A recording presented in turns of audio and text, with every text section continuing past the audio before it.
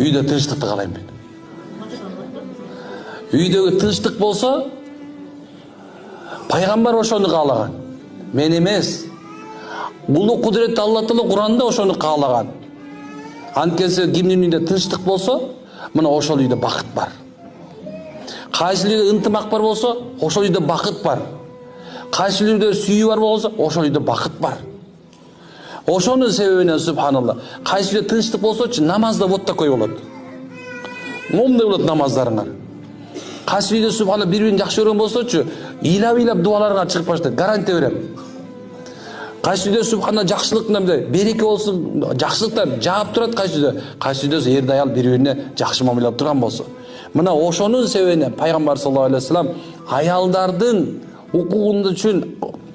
аялдардын укугун тепсеп койгондан корккула деп Айша энебиздин мындай санында, сол санында жатып субханалла пайгамбар саллаллаху алейхи вассалам өлүп аткан мезгилде айтып кеткен.